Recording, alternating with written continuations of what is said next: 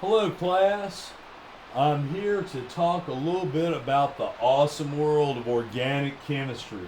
We don't get a lot of it in Chemistry 1, but I'd be remiss if we did not take at least a minute to talk about what is really an entire universe of chemistry all to itself.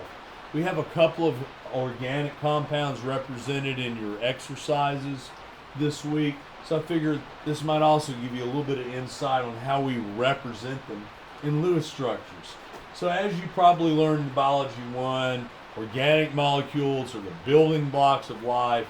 Carbs, or amino acids, nucleic acids, all kinds of lipids are based around the element carbon. It's small wonder why.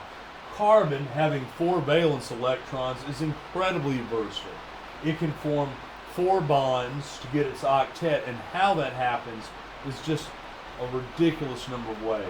Four single bonds, it can have two single bonds and a double bond, a pair of double bonds, a triple bond and a single bond. How those bonds get arranged, their shape, just it seems like the sky's the limit.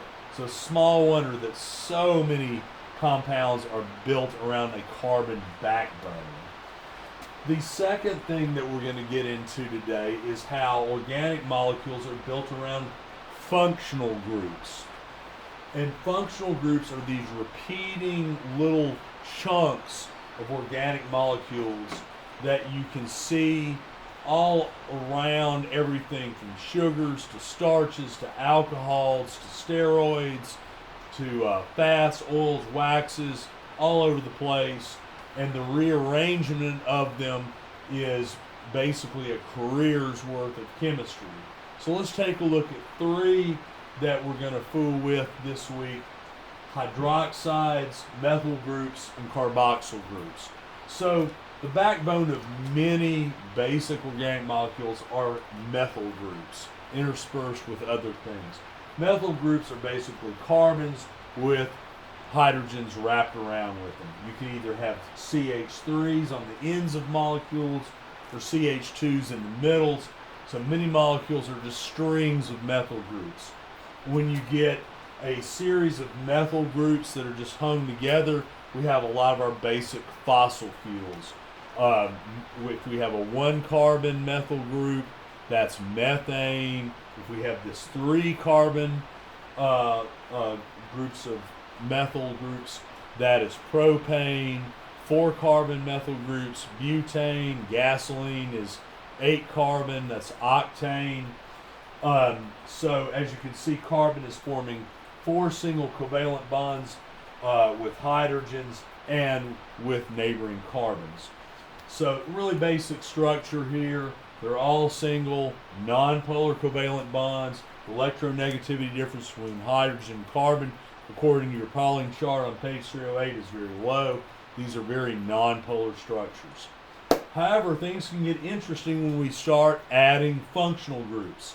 For example, if we take propane and we literally oxidize it by adding a hydroxide group, we've taken away this hydrogen, added this hydroxide, and we've also done some numerous things that changes to the overall chemical behavior of this compound. By adding the hydroxide group, we've added a polar into the molecule. We have these dipole interactions between the electronegative oxygen, which has electronegativity of 3.5, and hydrogen, which has electronegativity of 2.2. That is a 1.3 electronegativity difference. This is quite polar. So now we have a more complex molecule that has a nonpolar side that interacts with nonpolar things such as oils and waxes and things like that, and then this polar end that can interact with polar substances such as water.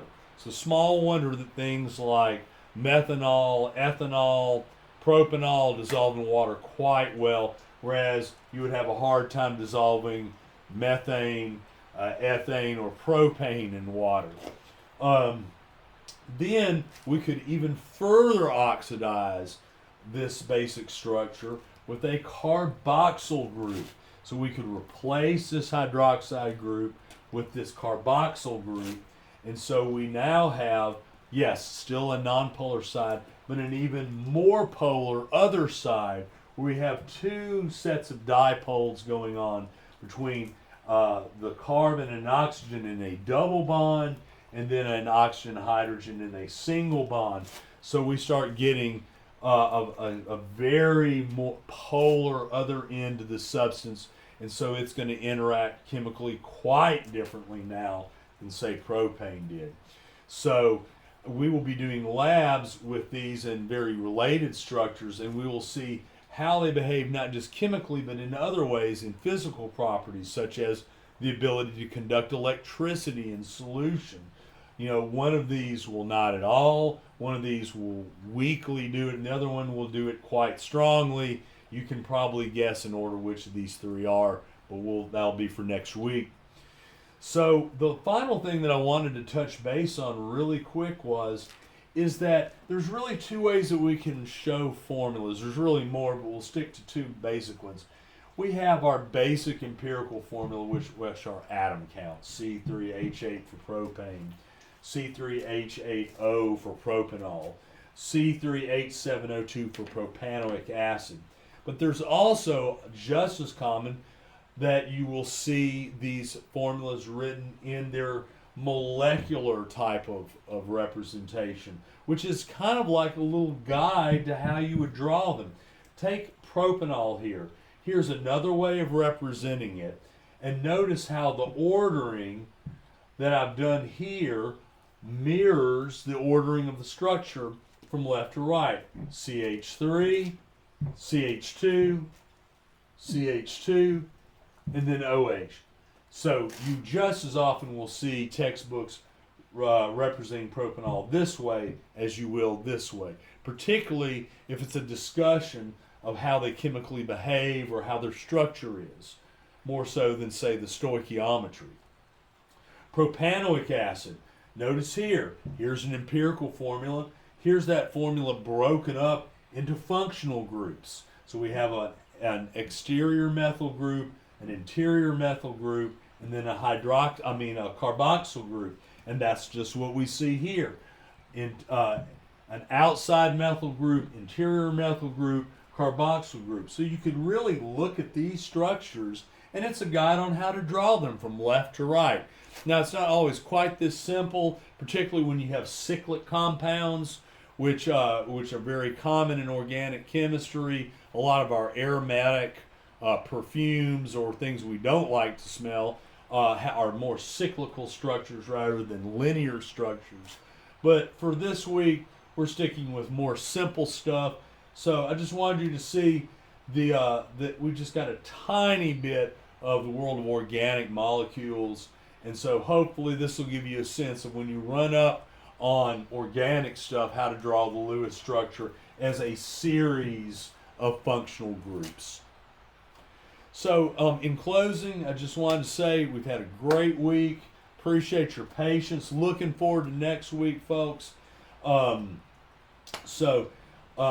be posting this up ASAP. It's late Friday afternoon. It's starting to get dark. It's been a rainy day. Hope y'all have a good, safe, hygienic weekend. If you can get to a low human density area and get a little sunshine in Saturday, please do so. Also, next week, bear in mind, we're going to keep with our schedule of Monday, Tuesday, Thursday. We have formal Zoom lessons. Wednesday, Fridays during those times, I'll be available at my laptop. You can shoot me messages if you're having trouble with something.